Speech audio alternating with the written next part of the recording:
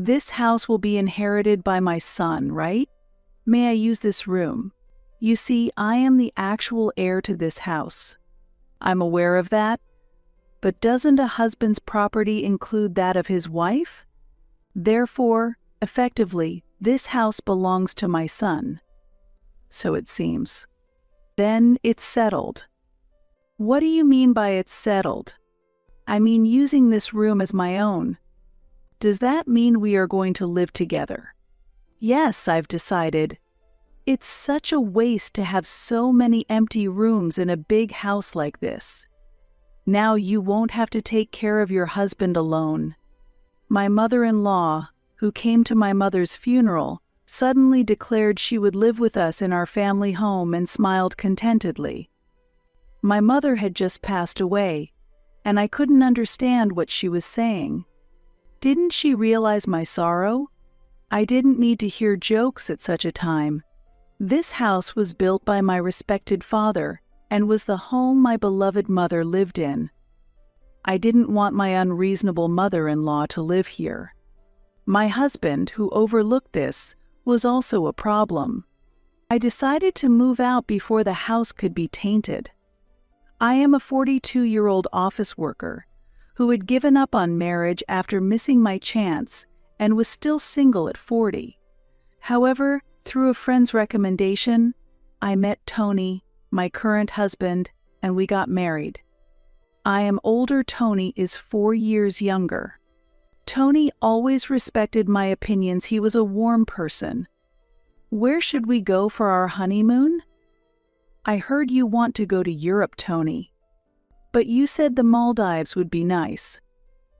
So let's decide on the Maldives, or like the following.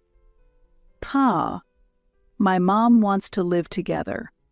My dad's legs are not in good shape, and my mother can't support him alone. I understand your mother's hardship, but we decided not to live together before we got married. Right. Understood. I'll let her know, because he always prioritized my wishes. Sometimes I felt sorry. I was happy to have met such a wonderful person, but unfortunately, there was one regret. My father passed away 3 years before my marriage, so he couldn't see me married and be reassured. My father was a company executive and a strict man, but I respected his strictness. Although he was an executive, the company he worked for was a rather small and medium-sized enterprise. Yet it brought in enough income to support our household, and our family home was sufficiently large to hold a funeral. After starting to work, I came to appreciate the harshness of a profession and respected my father even more. Then, 2 years after getting married, my mother also passed away. Mom too? Are you okay? You can rest outside for a bit? During my mother's funeral, my husband constantly considered my feelings. I was truly happy to be married to such a wonderful husband. Then Helen, my mother-in-law, came. I truly sympathize with your loss during these difficult times. Thank you. We weren't living with my mother-in-law, and we had little contact before, maintaining a distance. However, through my mother's funeral, my mother-in-law's true character became apparent. After the funeral, my mother-in-law approached me. It wasn't strange for her to come over, but she was smiling for some reason. Thank you for your help during the funeral. Everything went smoothly, and I am grateful. Now that the funeral is over, we can dispense with such formalities, right? For the first time, I thought my mother-in-law was showing kindness by telling me there was no need to put on a brave face. However, her true intentions soon became clear. Your family lives in such a lovely house. Wait a minute, please. My mother-in-law proceeded into the house without permission. Helen, please refrain from entering here. There are places that are still being tidied up. This house will be inherited by my son, right? May I use this room? You see, I am the actual heir to this house, I'm aware of that. But doesn't a husband's property include that of his wife? Therefore, effectively, this house belongs to my son. So it seems. Then it's settled. What do you mean by it's settled? I mean using this room as my own. Does that mean we are going to live together? Yes, I've decided.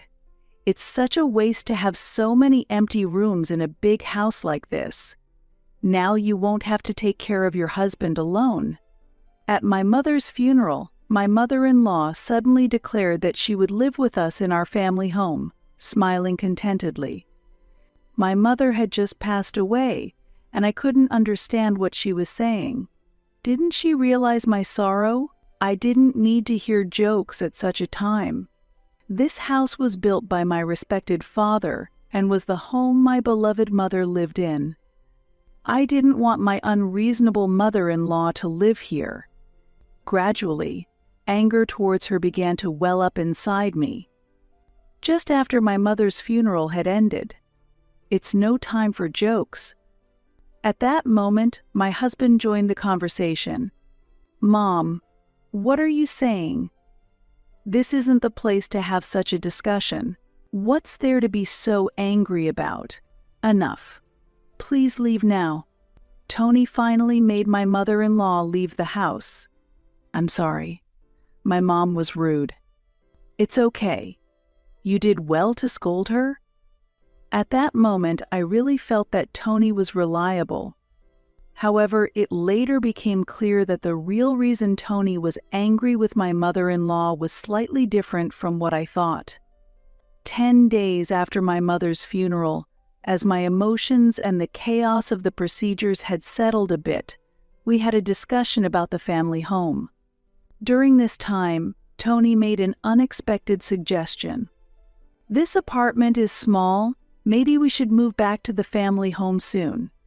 Yeah, we'll probably accumulate more stuff, and it would feel even smaller if we had children.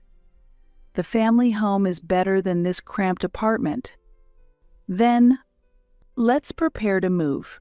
And, while we are moving, I have something to consult with you." "What is it?" "The family home is large and will have many empty rooms, and since my dad's legs are bad, I've been thinking about living together." "Wait, does that mean we are going to live together?" Tony was a kind person, but I recently realized that, although it seems like he always respected my opinion, he might just be agreeing with everything. Tony frequently brought up living together because his mother had asked him to convince me, and he always agreed to fulfill her wishes. Despite knowing that I refused to live together, he continued to propose it because he couldn't say no to his mother, clearly prioritizing her. We always said we would not live together with our parents, right? But my mom has asked several times to live together. At the funeral, you scolded her and showed opposition to living together, didn't you? True, I was angry that she went into the back of the house without permission, but I'm not completely opposed to living together.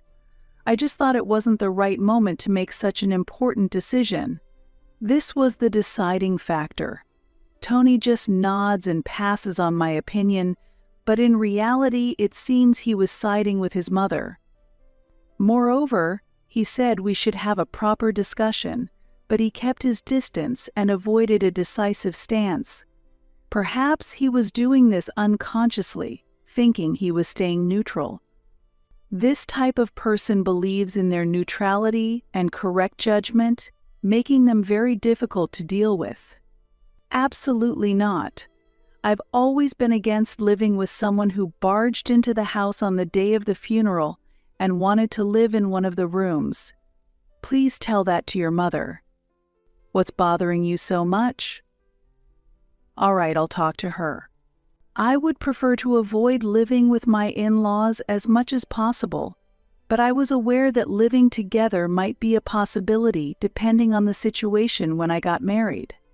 However, seeing my mother-in-law's behavior at the funeral, could I really live with her in the precious home that my father built and where my mother lived? Now that Tony's unreliability was becoming apparent, I couldn't consider choosing to live together. When Tony conveyed my opposition to living together to his mother, she directly called me to plead. Why refuse to live together when you have such a big house? You married Tony and became part of our family. Why are you so opposed to living together? I have always declined to live together. I'm sorry. My husband's legs are bad, and it's hard for me to manage alone. Are you planning to abandon us? Didn't you hear about that reason from Tony? I'm sorry, but you're heartless. I won't ask you for anything anymore. I am aware of my father-in-law's condition, and it does weigh on my heart. However, based on my mother-in-law's past behavior, if we ended up living together, I could easily imagine a future where she pushes the responsibility of caring for my father-in-law onto me. Accepting to live together would require a change in attitude from both Tony and my mother-in-law.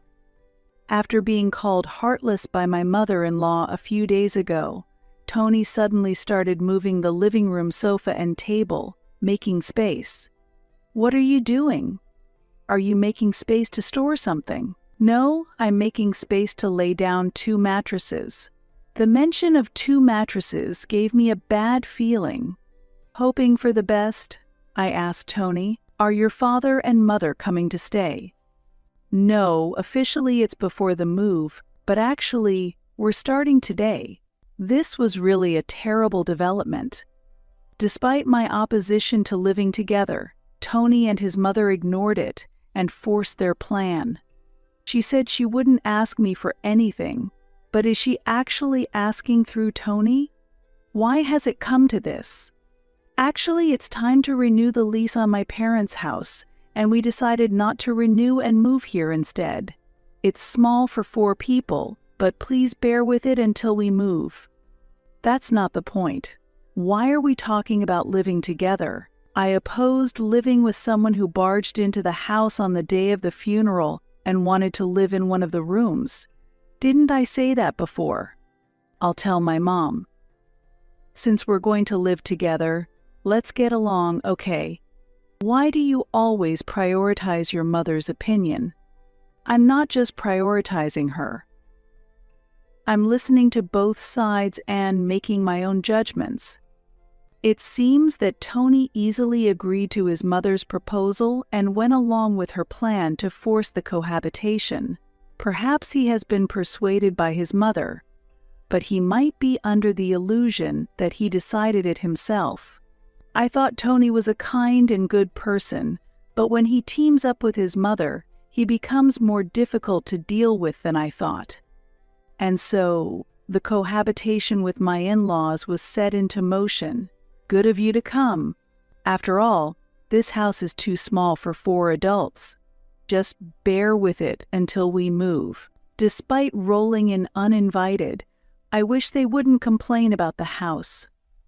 Sorry for suddenly increasing the number of old people by 2. I'll try to cause as little trouble as possible. No, I've heard about your disability, so please don't hesitate to mention if you need anything. I had heard that my father-in-law Michael's legs were bad, but it seems that he only struggled a bit when standing up, and it was not as severe as I thought. I was left wondering whether it was really so hard for my mother-in-law to take care of him. He strived to be polite and tended to take care of things by himself as much as possible. Unlike my mother-in-law, I felt that my father-in-law was not the type to cause trouble. Despite all this, is there a drugstore nearby? I forgot to bring some patches, and I'd like to go buy some. Michael, since your legs are bad, you should stay still. If something happens outside, it would burden Tony and the others. You can just have someone buy the patches for you. But I usually go shopping by myself. I told you to let me know if you needed anything. That's true indeed. I'm sorry to rush, but I really need them now. Could you go buy them immediately? Yes. All right. I didn't mind going to buy the patches, but why did my mother-in-law make decisions on her own? Also, my father-in-law may be polite on the surface, but he seems submissive to my mother-in-law's directions. Just like Tony, my father-in-law was a yes man to her. It's just shopping now, but if we continue living together, they'll gradually come to rely on me for everything. I couldn't stand the thought of these people living in the precious house my parents left behind. If they lived here, the house would get dirty. I had to do something to protect this house. While my in-laws were preparing to move into the family home, I decided to take some measures in advance. My mother-in-law was very pleased about moving to the new spacious home. "Hey, could I borrow the keys to the family home? I'd like to check the room we'll be living in first." "I have things to do, so I'll give the keys to Tony." "Then, Tony, could you drop them off? And could you stop by the storage unit on the way and measure the furniture for me?" "Understood. I'll take care of the keys." Since my mother-in-law was in a good mood, there were no major conflicts between us, and about 10 days passed without incident. During that time, I quietly proceeded with my preparations. "All right, the moving preparations are done. We'll soon start a new life in that house." As Tony and my in-laws finished their moving preparations, and my plan was also complete, I revealed a shocking fact to them. "Everyone, I have something to say." "What is it?" "You sound so formal. Are you planning some kind of moving celebration?" "No. The move to that house cannot happen." "What? Why not?" I presented a document. This document is an application for renunciation of inheritance. Renunciation of inheritance? What are you talking about? Even as a joke, that's awful. This is no joke. See the official signature from the court? That house is very important to me. I couldn't bear the thought of you living there. So I decided the best thing was to renounce it and keep it as a beautiful memory. Why would you do something so reckless? If you were going to give it up, you could have sold it and turned it into cash. Why would you throw away something so valuable? Selling the house and getting the money would just mean relying on that money, right? I thought it would be cleaner if it didn't exist at all. We moved out of our previous home to move into the new one. What are we supposed to do now that you've done this? I have always opposed living together. Despite that, you forced the issue without proper discussion. So I decided to take drastic measures. When Tony and my mother-in-law learned that the house would not be theirs due to my renunciation, they were too shaken to speak. My father-in-law looked at their reactions and was at a loss. But I was not done attacking. "And Tony, I'm considering divorce." "What do you think?" "What? Divorce, Tony. You should divorce such an irresponsible wife immediately." I had anticipated that my mother-in-law would demand a divorce swiftly. I brought up the divorce proposal to see if Tony could make a decision on his own in this situation. If Tony consulted his mother at this point, it would be impossible for us to continue living together. I'm confused being asked about divorce so suddenly. What should I do, Mom? Tony had not yet made a decision, but my resolve for divorce was firm. You have no choice but to divorce immediately. There's no other way, Tony. It can't be helped. Mom says so too. I see. Since you also want to divorce, that must be the best option. The pattern was clear. Both Tony and my father-in-law always followed my mother-in-law's wishes. Moreover, Tony acted as though he was making compromises for me. Let's proceed with the divorce then. I will pack my things and leave today. With only the essentials, I stayed at a hotel that night. The next day, I took a half-day off to take care of important matters and headed to the court. A few days later, my mother-in-law called.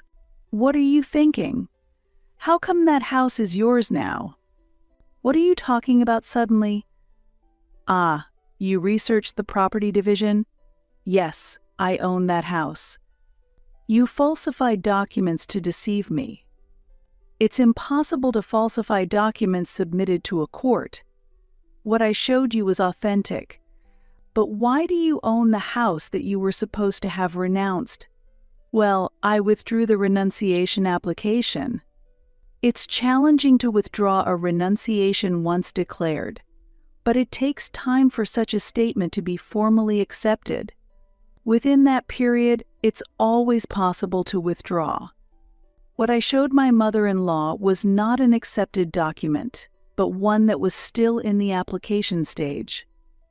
I pretended to renounce the house and hinted at divorce to gauge Tony and my mother-in-law's reactions and decide my next steps. I didn't expect much from my mother-in-law, but I had hoped Tony would say he didn't want a divorce on his own. If Tony had refused the divorce, I would have reconsidered the idea and explained the truth about the house later. "So the house really is yours now? Then, since it was acquired before the divorce, it's subject to property division, right? In this case, we'd split the sales profits, wouldn't we?" My mother-in-law was trying to get as much as possible from me, but I've already considered this point. If we had purchased that house, it would be considered marital property. However, as it was inherited, it remains my separate property, and unfortunately, separate property isn't included in the division of assets. Didn't you consult a lawyer when you found out the house was mine? While mortgage payments or renovation expenses might make it a part of the divisible assets, that isn't the case here, is it? How much of the asset division will Tony receive? Since we haven't been married long, there's hardly anything. At most, it might be the car, but that still has a loan on it.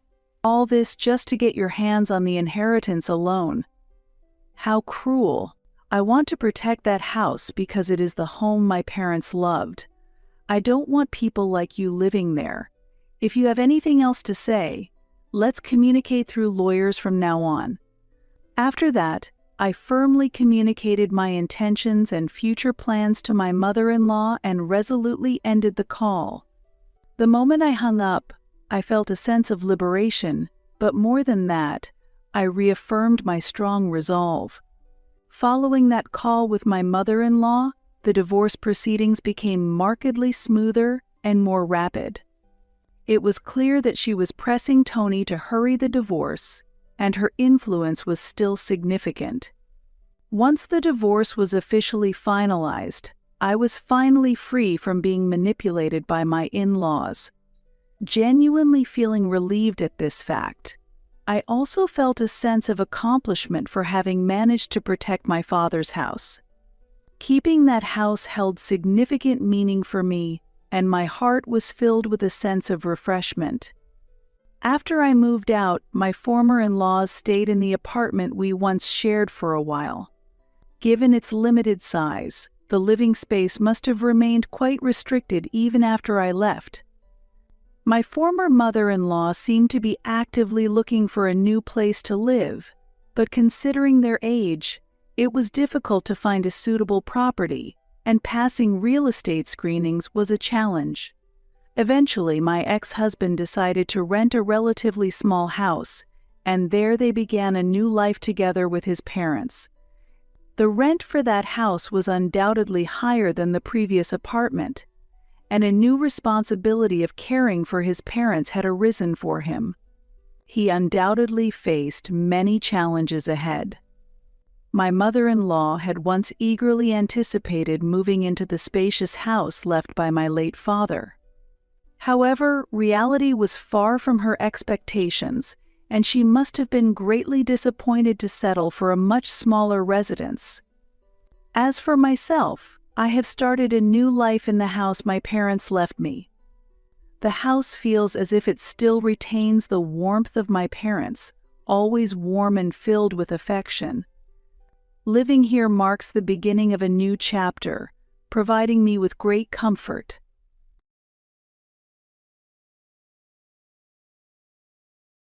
I was speechless with shock upon my husband's sudden revelation that he had demolished the house I grew up in. I had only just inherited the house and land following my father's death.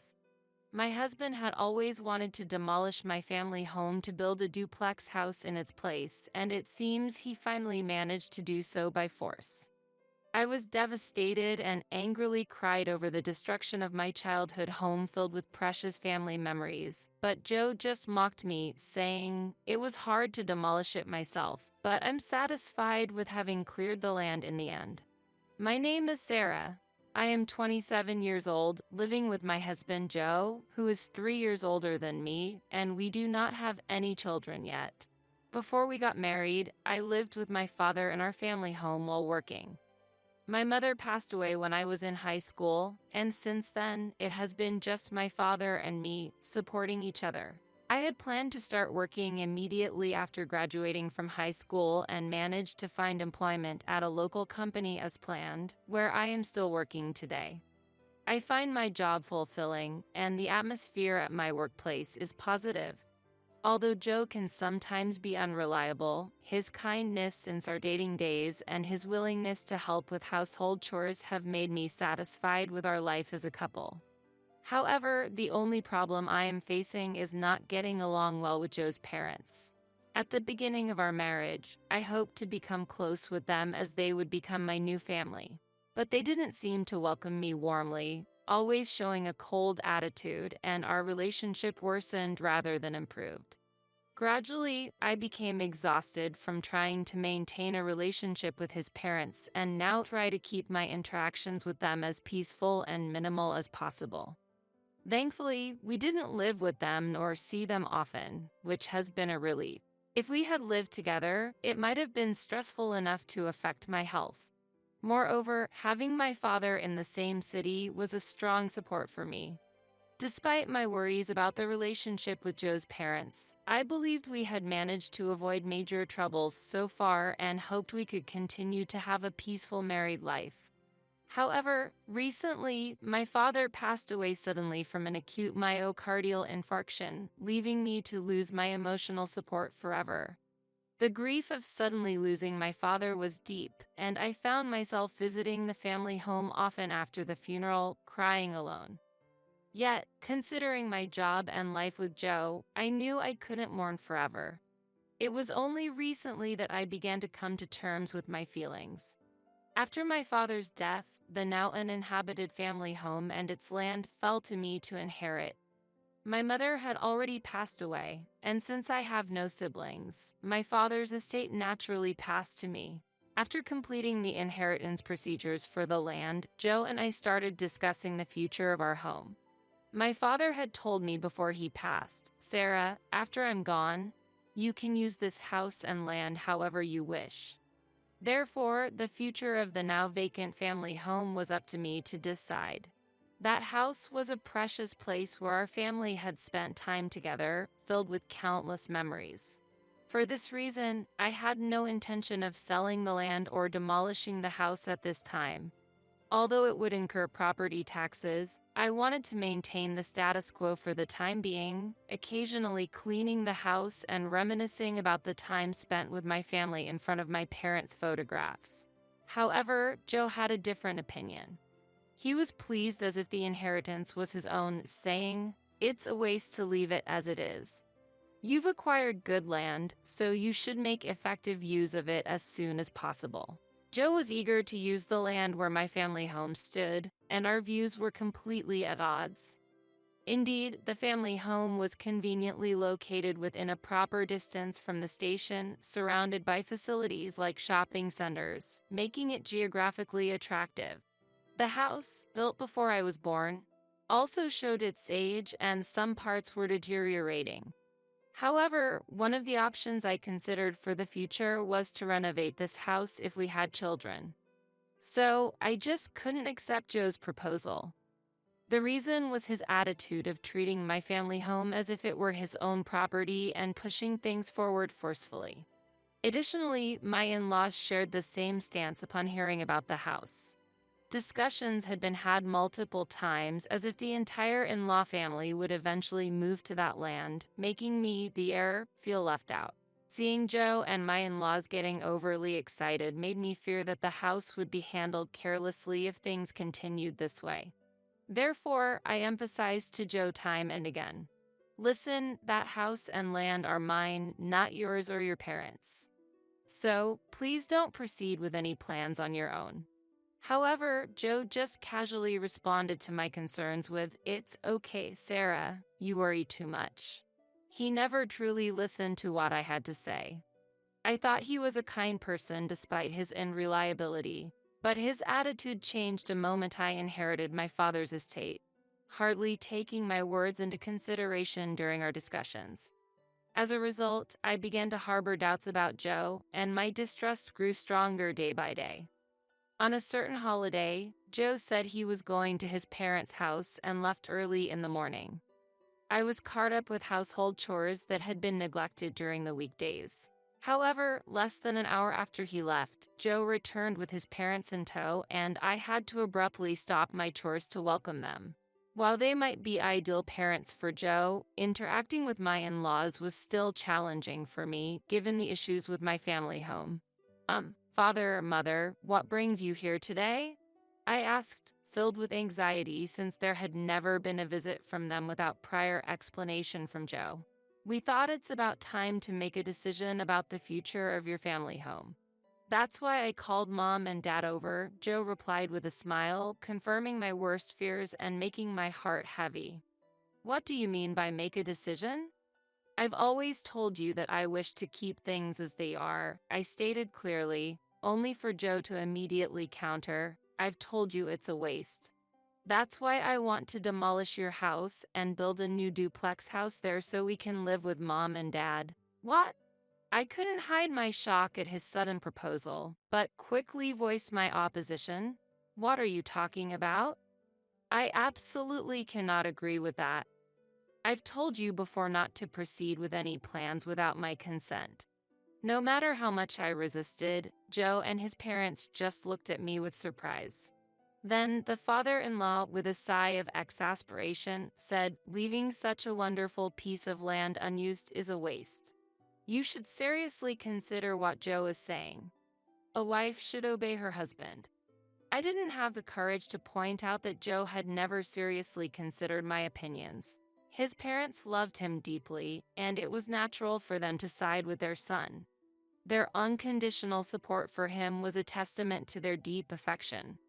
Moreover, the father-in-law in particular held on to outdated values, believing firmly that a woman should obey a man. In his view, the hierarchy within the family was clear, and the wife was expected to follow her husband's instructions.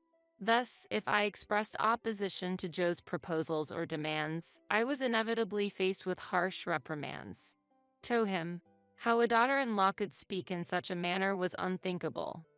My mother-in-law, choosing her words more carefully, said, "Sarah, we're getting older and we might need care in the future. Considering our future lives, living under the same roof as Joe and you would be ideal. That way, we can have peace of mind knowing you're close by." However, behind her calm expression, I sensed an expectation for me to take on the household chores and daily tasks that come with living together. At that moment, with her husband present, she maintained her facade, smiling gracefully as she played the role of the ideal wife. But I knew from experience that whenever he was not around, her attitude towards me would change dramatically, becoming sarcastic, and the kindness she showed then would disappear. When alone with my mother-in-law during visits to their home, she would often make unnecessary comments like, "Haven't you had children yet?" Or "I want to see my grandchildren soon," and try to dump household chores on me, citing her age as a reason for being unable to move around easily. If I ever refused, she would persistently criticize me, saying, "Respecting your elders is the most basic principle. Can't you even follow that simple rule? What kind of environment did you grow up in?" Because of the constant unpleasant behavior from my in-laws, the thought of living under the same roof with them was unbearable. That house is a place filled with precious memories of living with my parents for many years. So, I have no intention of demolishing it. Please leave it as it is for now. I repeatedly pleaded, with no intention of changing my mind. Yet, Joe and his parents showed no signs of giving up easily. Such a stubborn daughter-in-law. Considering the future, we should build a duplex house to live together. Your parents are no longer in this world, so you should dedicate yourself to us now, my mother-in-law said, dismissively regarding my parents with her words. I managed to compose my expression despite almost frowning at that statement. Ultimately, that day ended with both parties merely asserting their opinions, leading to no substantial dialogue, and my in-laws left somewhat disgruntled. From then on, Joe and I continued to have disagreements about my family home and its land. The current house is too small, and considering the possibility of having children in the future, wouldn't it be better to build a bigger house?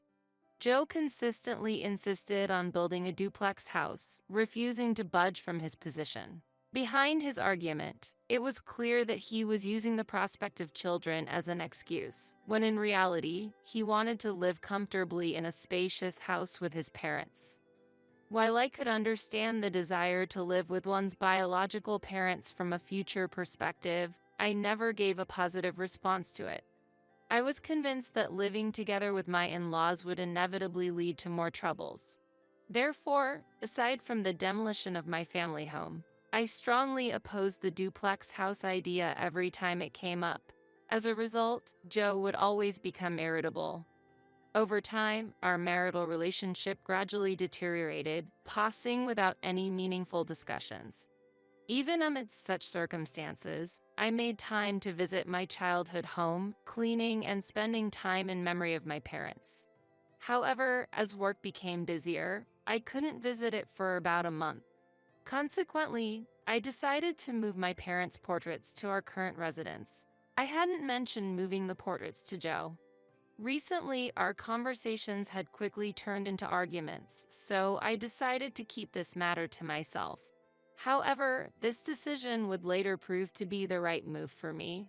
After a busy period at work ended, I was looking forward to relaxing the following weekend. I was expecting a peaceful break, but that morning, my in-laws appeared at our house without any notice. It had been a while since we last saw each other, the previous occasion being when we argued about my family home. This visit was also unexpected, with no prior notice from Joe or his parents. Strangely, my parents-in-law were in a very good mood, looking at me happily alongside Joe. "Today, we have something important to tell you, Sarah," said my mother-in-law with a smile. I had a feeling that this news wouldn't be good for me. "What is it?" I asked. Joe stood in front of me and calmly announced, "I've already demolished your family home." I was speechless with shock at that moment. The statement seemed like a bad joke, but seeing Joe and my in-laws smiling smugly forced me to accept the harsh reality. "Why would you do such a thing?"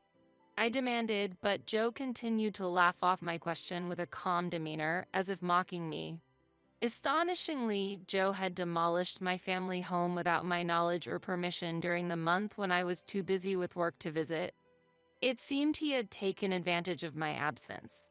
It was tough to do it myself, but in the end, I'm satisfied with having cleared the land, Joe said, pretending to be tired. He had spared the expense of hiring a professional demolition company, borrowing heavy machinery from his father, who runs a small factory and owns several pieces of heavy equipment. His father, willing to fulfill his son's wish, had provided the machinery without hesitation and helped clear the land. How could you do something like this without permission? I've said no many times. I cried out, tears mixing with my anger. My childhood home was filled with irreplaceable memories, including my parents' mementos and family photos from my childhood. The only thing unharmed was my parents' portraits that I had brought home. The reality that everything else was removed along with the rubble was like a nightmare. How could you do something so terrible? I will never forgive you. I had reached my breaking point. I declared this with a firm gaze towards Joe and his parents, but they remained unfazed, as if convinced of their superiority. You couldn't make a decision, so I took the step forward. We can't wait forever for you to decide. Joe arrogantly justified his actions as if they were entirely rightful. Then he added with a loud laugh, "That's why I took over your family's land." Hearing Joe speak so proudly as if he were the rightful owner of the land, my anger turned to disappointment. I could feel my love for Joe rapidly fading. It seemed neither Joe nor his parents understood the gravity of their actions, and I let out a heavy sigh. "What are you talking about? When did I ever transfer that land to you? Since no formal procedures have been completed, that land is still mine." Joe appeared not to fully grasp the significance of my words, wearing a puzzled look, and his parents had similarly confused expressions. I had no memory of transferring those rights to Joe, as no formal registration of the property transfer had been completed. Thus, demolishing someone else's property without permission constitutes a legal violation. You might not know since you didn't go through a professional agency, but what you did can be legally penalized, I declared. At these words, Joe's complexion changed. If he had commissioned the demolition work to a legitimate company, this situation would never have arisen. I intended to show no leniency towards my husband Joe on this matter and continued. "Even if we are married, demolishing someone else's property without permission, especially using your father's company's machinery, is against the law. I intend to take legal action on this matter," I emphasized. I had researched property law previously in case of any issues with the land I inherited from my father, never imagining Joe would go this far. Mentioning the use of the machinery, the usually calm father-in-law raised his voice in response. "Wait a minute. In a marriage, a wife's property belongs to the husband, doesn't it?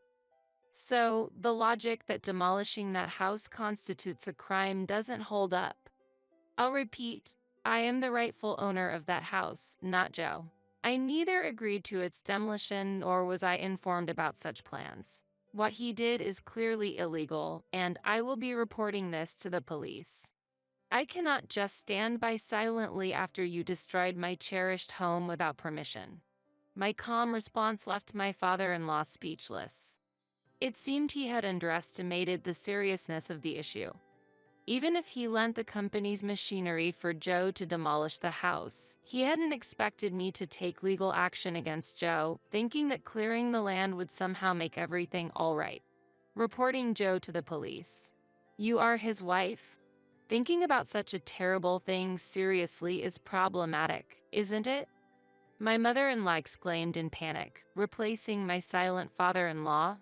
"The real problem is you demolishing someone's house without permission. This isn't the kind of issue that can be resolved by hiding behind our marital status," I countered calmly. Then I pulled out my smartphone and showed Joe the screen where I had searched for legal information. The screen displayed details about the crime Joe had committed. "Your actions constitute criminal damage to property. This means a prison sentence without a fine, and you will be going to jail." Going to jail. His father panicked, and his mother let out a small scream. "Wait, please, think it over. We're married," Joe said, turning pale and clinging to me. However, I firmly pushed him away, saying, "Don't use the fact that we're married as an excuse. Because of you, my childhood home no longer exists. You destroyed all its memories. I'll be contacting the police now," I stated clearly, deciding to report to the police on the spot. At that moment, Joe seemed to finally understand the seriousness of his actions. "I'm going to be arrested." "No way," he muttered in a trembling voice, collapsing in despair in front of me. Later, Joe was arrested, and I moved out of the house we shared to find a new place near where my family home once stood. Although I initially thought about divorce immediately, Joe refused, leading to prolonged negotiations through legal professionals. Thus, I considered a mediated divorce through family court. In the meantime, I hired lawyers and a private investigator to gather information on Joe's actions and background. The collected information revealed that Joe had frequently visited nightlife districts for years and had multiple loans hidden from me. It appeared he had been anticipating inheriting my estate from my father to settle his debts using my assets. Hearing this truth left me speechless. Furthermore, Joe had discussed this debt issue with his parents, and unbelievably, they had become guarantors out of love for their son. After Joe's arrest, the repayment of the debt began to falter, and my in-laws were chased to fill the gap. Out of the blue, I received a desperate call from my mother-in-law. "Sarah, please help," she pleaded over the phone. When I asked why, she directly sought financial assistance. The pressure to repay Joe's debts had increased, and they were struggling to make ends meet. "Sarah, you have the inheritance left by your father, right? Could you possibly share some of that money with us?"